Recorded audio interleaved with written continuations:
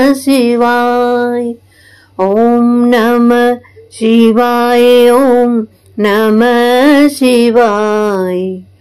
ओम नमः शिवाय, ओम नमः शिवाय। ओम नमः शिवाय, ओम नमः शिवाय। ओम नमः शिवाय, ओम नमः शिवाय। ओम नमः शिवाय, ओम नमः शिवाय। ओम नमः शिवाय, ओम नमः शिवाय। ओम नमः शिवाय, ओम नमः शिवाय। इन शब्दों के साथ वाणी विराम। आगे की कथा अगले भाग में श्रवण करेंगे। तब तक हरये नमः, हरये नमः, हरये नमः।